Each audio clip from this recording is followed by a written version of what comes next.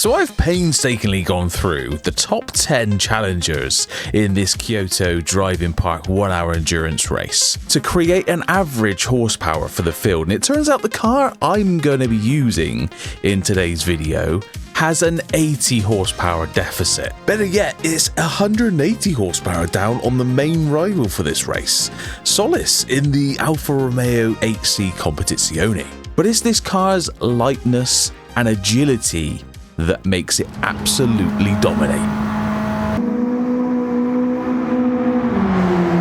The car I decided on for this race, had a look at a few different guides online, and I thought, screw that, I can do this on my own, I don't need a guide.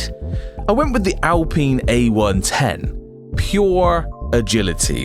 The thing weighs just over a metric ton, and the tune that I say tune very lightly because you don't have to do much to this thing to get it moving quickly on track, but it weighs just a smidge over a ton, and that is really going to help me in an endurance race, a fuel saving endurance race and a tire saving endurance race.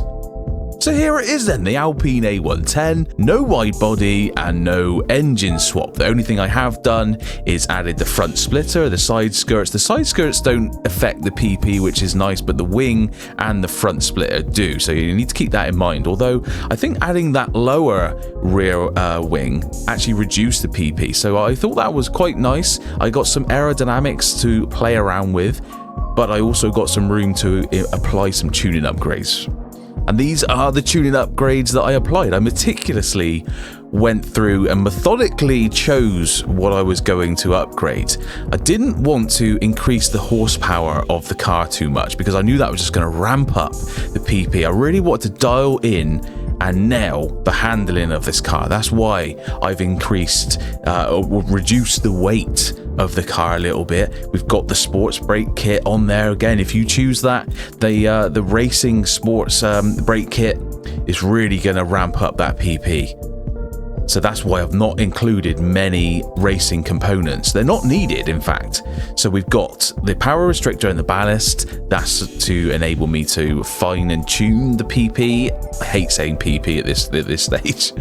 Sports brake kit, and then some sports stuff. So the air filter increased the horsepower a little bit, and then so did the silencer. We got the weight down and we've got the brakes sorted. I don't think there was anything else. Oh yes, there was a height adjustable sport suspension that enabled me to tune the car a little bit if I wanted to. I think I brought the ride height down about 5 mil front and rear, so that helped with aerodynamics. And then we've got the semi-racing clutch on there. And that's about it for my Alpine A110. In terms of setup, gang, it's about as simple as it gets. Obviously, you can mess about with this to your heart's content, but I found I just lowered the body height and played around with the performance adjustments to get myself under performance points level, and away I went. The A110 is pretty much ready to go, straight out of the box. All you got to do is point it in the right direction and it will absolutely dominate. So the race then, I started out with the mentality that I was just going to one-stop this thing. In the description it says, the challenge is, can you get through this race without a pit stop? I thought, well, I'm not great at that. I would rather just throw caution to the wind, fuel map 1, see where I finish. But then it was around lap 8. I decided, no, hang on a minute.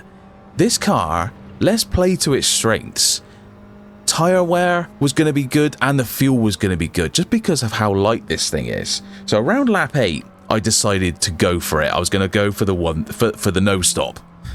So up until lap 8, I had not decided, obviously, to fuel save or anything like that. So I was very much just trying to get to the front of the field as quickly as I could. And I think, looking back, that was a good decision because once the field are behind you, they seem to behave a lot differently and you can really manage the gap. So, moving on, lap 10, Solis behind me chose to pit. And it was all about this, from this point on, managing the gap behind me. Because if I needed to pit, I wanted to have a decent enough gap behind me to enable me to pit, if things got to that stage. But no matter how slow I went in this race, once I got past the field, the gap just increased and increased. And that is the point when I really thought the no stop was on. I could just take each corner as smoothly as I wanted, and believe me, I needed to take it smoothly because these tires would not last if you just ragged this thing to hell around the track. I was really worried about that front right tire there. You can see the fuel was looking good, but the tires really had me worried. I had to manage that situation. Lap 17, Solis chose to pit again, and that was really the end, the nail in the coffin for his race. A two-stop strategy is never going to work unless you're absolutely flying. But Heisel was my main worry. He was about 47 seconds behind me, so it was about managing that gap to the end, which I did with absolute precision, and I knew if I could do that, the race was mine. So that's the Human Comedy 1 hour endurance race at Kyoto Driving Park. If you're perhaps struggling with this race at all, get out in front and see if you can manage the gap, because the pace of the cars behind really falls away, and then it's about managing the tires and fuel to for the remainder of the race. It was actually quite good fun rather than just creating a massive gap. It was actually really good fun making sure that I didn't run out of fuel or tires. It added an extra element and made this race a bit more entertaining. But that's about it. I will see you on track very soon.